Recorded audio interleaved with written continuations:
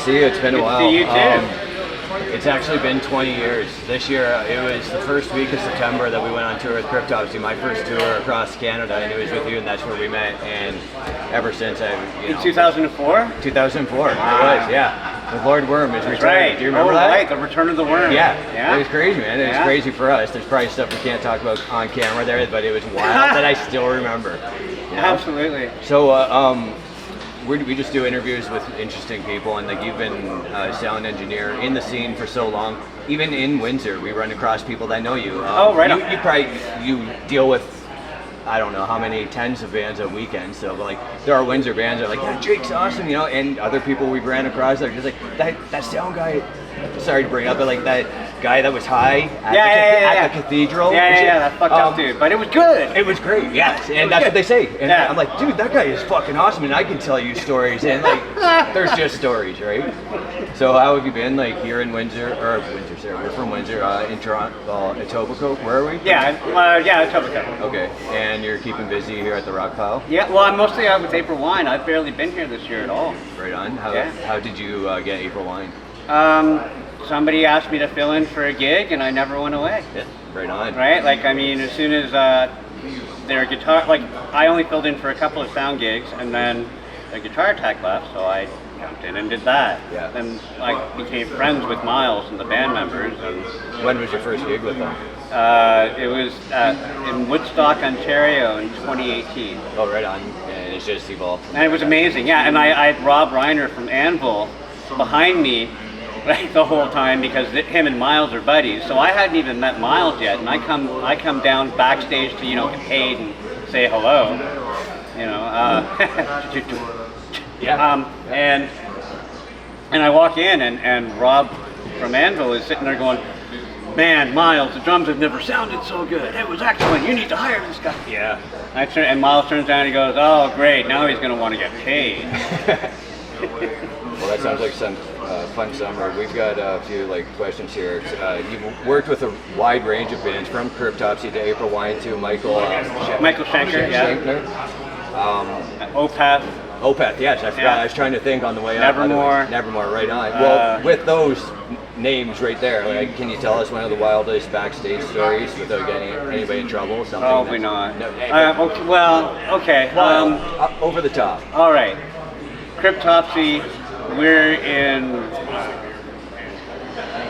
God, it was so high.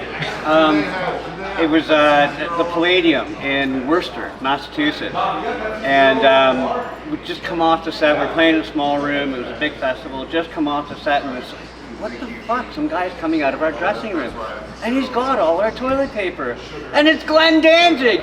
Fuck you! So we start chasing, and he's throwing rolls back, a couple rolls back, and he goes, "You have no idea how much we need on the bus." Oh, fucking hell. Flo wanted to, I'm not even gonna. That's about where I should stop. I can only imagine the stories, man. You've been a part of the Toronto music scene for decades. Now, if the Toronto music scene were a dish, a meal, what would it be and why? What dish or meal represents Toronto? Probably all of them, because it feeds me. I don't know. Every gig is, Okay. That's a little artsy for me. I'm not sure my mind does. I should smoke some more hash before I answer that. Yeah. All right. I would smoke some hash with you. I have some hash. Sound engineering can be a high-pressure job. What's the most bizarre technical issue that you have to solve on the fly during a show? Oh, on the fly during a show? Well, yesterday I showed up, and all of a sudden, my files couldn't be converted to the desk that they had in CNE, which is 20 years old. So I had to rebuild a file from scratch, or try to get back to Etobicoke and get my PC. Yeah. So I actually ended up building it from scratch right there. Oh wow! Yeah, and the show went excellent. It was no problem, but it kind of threw me off a little bit. Yeah. If something goes out on stage, at this point, I run. How many years have you done this for? I've done. My first gig was in 1992. Oh wow! Yeah, so 32 years. Yeah.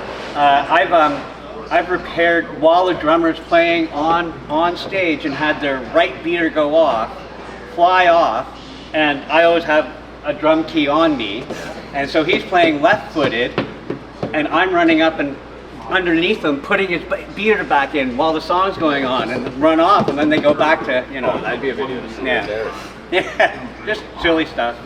Or I mean, I can run up on stage and I know from the way it sounds probably what's wrong. Yeah. So I go to the first thing. Probably 99% of the time, it's the right thing. Oh, right, yeah. So I can go up there and fix mostly anything really quickly, or say you're done. Cool. Like with this instrument, it's no longer functional. And like with gear, what's one piece of equipment you wouldn't be able to live without, you know? And what's a overrated piece of gear in your opinion? I'm gonna guess. Is it your flashlight? Like really? I do love my flashlights, but that's almost like I'm in therapy for that now. So I only have like 70 now. Oh, okay. Yeah. I went down from 240. Yeah, no, I remember a flashlight fetish or something. Yeah, there we go. Coolest flashlight. But is there an overrated piece of gear for sound engineers, or like they're like you need to have this to be good? Or... I think a lot of people put way too much processing on. I think they buy these wave packages and they put all this processing on, and they're like, okay, well, and I'm like going, you know, I got some pretty amazing mixes using nothing but what's there.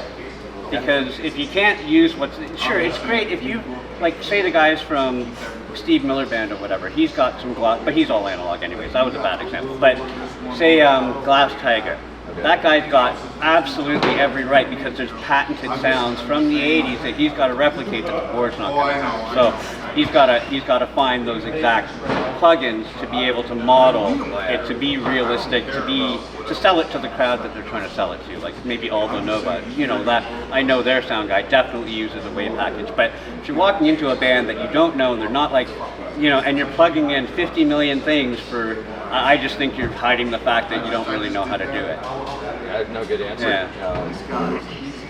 It's kind of like turn it up, you know, just turn it up, and eventually people's ears will it'll make sense to them because their ears will just be so tired that they'll just be looking for a way for it to make sense and it sounds better. How are your ears after 32 years? What? Fair enough. Pretty good. I mean, but I wear these on stage when I go up and run to go fix anything. At the air show yesterday, I was doing sound at the C&E. During sound check, the air show was going, so I'm like constantly throwing these on to, you know, not to save my ears, but it drives me insane, right? So. You've seen a lot of changes in the music industry over the years. What's one trend you wish that would make a comeback, and one you hope that never does? Have you been metal? I want mumble rap to never come back. That would be wonderful. Yeah. But they're all gonna OD any minute I anyway. think Doors at 6.